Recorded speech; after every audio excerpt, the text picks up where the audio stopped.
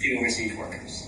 The remittances coming in, the vote of confidence that was in the IG, people identifying Yunus as someone who could be trusted and therefore putting their money back in the formal channel was huge.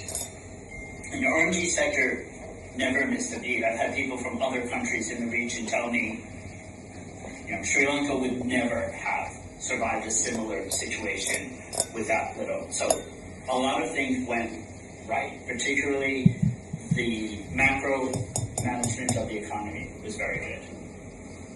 I think actually things like the conviction of Hasina, politically genius. It's shocking that they managed to get that decision before they left. And the ICT is not a tribunal we recognize. It was not a free and fair trial, what have you, but she's guilty. And they proved it. And they did it within their mandate, which was impressive. Yunus's management of the BNP when the students failed to form a real party was genius. His going to London and negotiating Tariq was a level of political acumen that I can tell you for a fact none of us at the time thought he had. There have been a number of times when we thought, with his stellar reputation intact, and those were the threats. He did not back down to the army, despite everything that's happened. He did not back down to the oligarchs. He did not back down to the parties. People have criticized the way he's handled the parties, but he has said, this is your problem, this is your problem, this is your problem. You have to talk to each other. Your parties are talking to each other. Jamaat and BNP have each other on their speed dials. That at the end of the economy, some of the reforms they're putting in at the end. I mean, the whole management of the July Charter and this referendum, and we can criticize who's going to understand the referendum, blah, blah, blah. But that management of Jamaat, the referendum is going to be on the day of the election, shut up. And BNP, it's going to be all the things you didn't agree to, shut up. Or y'all can walk away from this. And they didn't. So I think what we've identified is that there is a giant, invisible force of social cohesion in Bangladesh. Every time we thought things would spin off since August 5th, starting with August 5th, we evacuated on August 5th. We just had a meeting this morning where we talked about this. 1 month later, we were riding back to Washington saying, no, everybody can come back. And they were like, you're crazy, that's not possible. And we had to explain to them that the Bangladeshi society had risen up a second time and reimposed order spontaneously without the involvement of the government. I don't think any of you guys give yourselves credit for what keeps happening. For the fact that it's not the parties, and it's not the government, but the people and the parties and everything. They keep backing away from confrontation. So, which is why I simply do not believe that Jamaat can impose Sharia.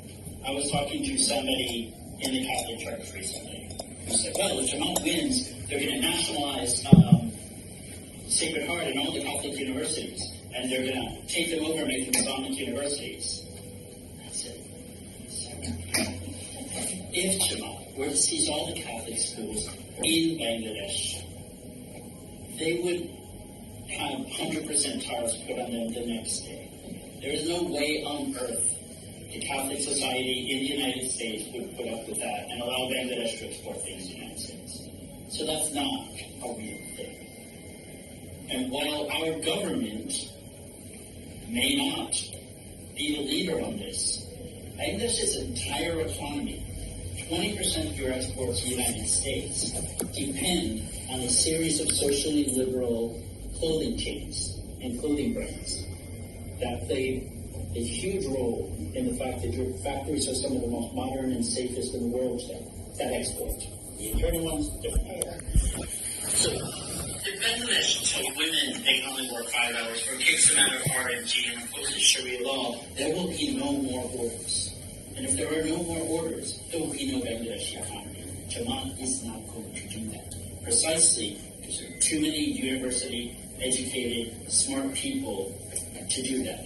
We will make exceedingly clear to them what will happen. The Europeans will make exceedingly clear to them. One thing is that you're Saudi Arabia, and a different thing is that you're Bangladesh and you become Saudi Arabia. So, what I would encourage you, and what our position is with regard to Jamaat, is we are going to talk to Jamaat, we're going to talk to Hafizat, we're going to talk to Hazani and Bali.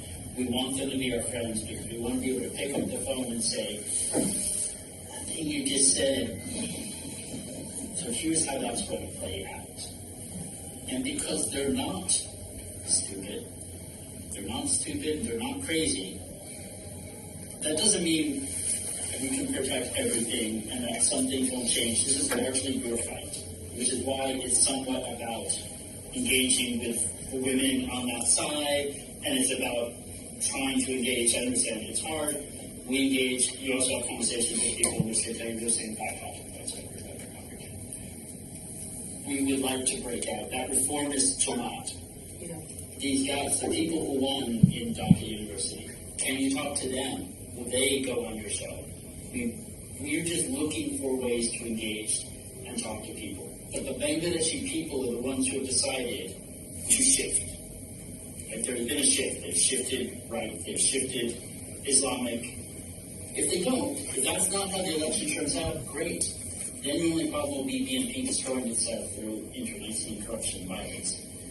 But in all likelihood, Jamaat is going to do better than it's ever done before. They're going to be at the table, and it's going to be hard. But I don't think the full-blown panic is helpful, because there are guardrails. There is only so far that you go. You are an export-driven economy almost entirely dependent on the West.